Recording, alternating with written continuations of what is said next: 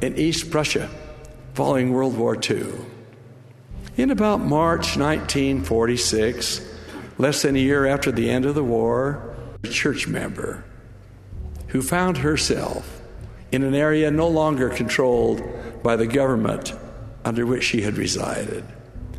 She and her husband had lived an idyllic life in East Prussia. Then had come the Second Great World War within their lifetimes.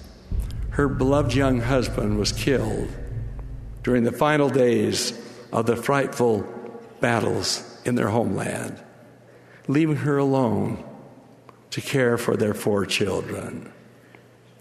The occupying forces determined that the Germans in East Prussia must go to Western Germany to seek a new life and home. The woman was German, and so it was necessary for her to go. The journey was over 1,000 miles, and she had no way to accomplish it but on foot. She was allowed to take only such bare necessities as she could load into her small wooden-wheeled wagon. Beside her children and these meager possessions, she and the children began the journey in late summer, having neither food nor money among her few possessions.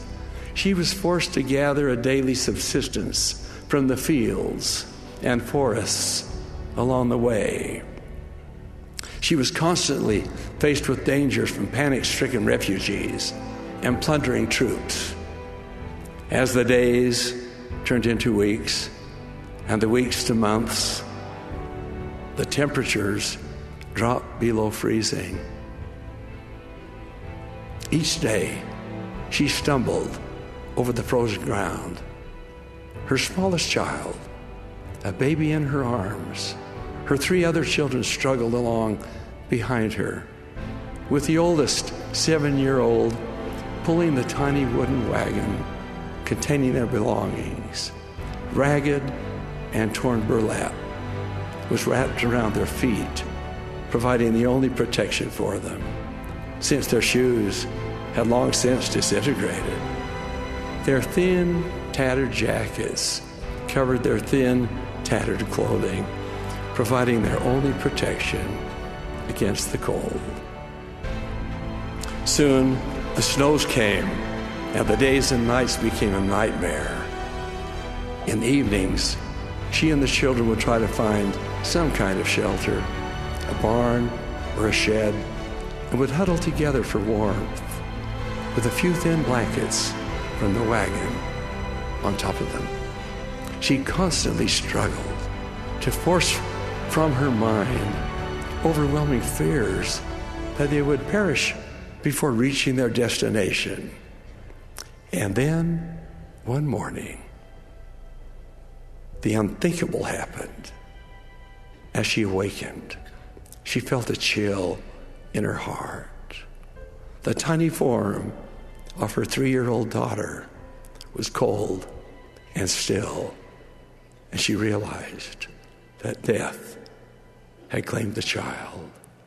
Though overwhelmed with grief, she knew that she must take the other children and travel on. First, however, she used the only implement she had, a tablespoon, to dig a grave in the frozen ground for her tiny, precious child. Death, however, was to be her companion again and again on the journey. Her 7-year-old son died, either from starvation or from freezing, or both.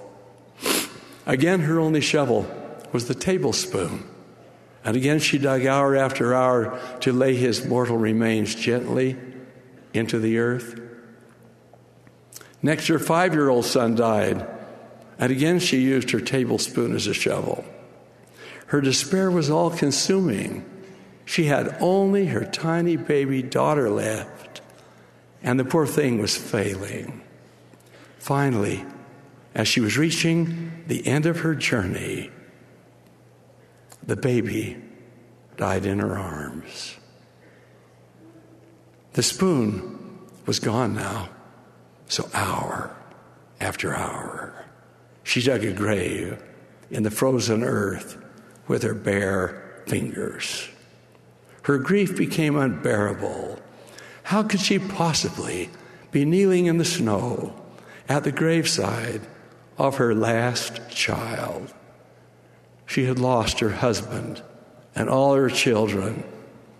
She'd given up her earthly goods, her home, and even her homeland. In this moment of overwhelming sorrow and complete bewilderment, she felt her heart would literally break.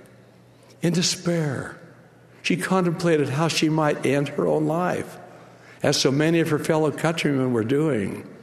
How easy it would be to jump off a nearby bridge, she thought, or to throw herself in front of an oncoming train.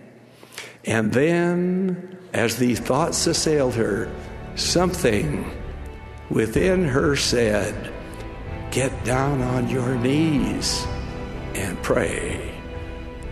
She ignored the prompting until she could resist it no longer.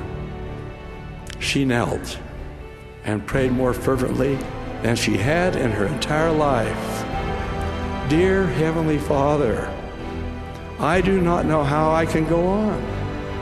I have nothing left except my faith in Thee.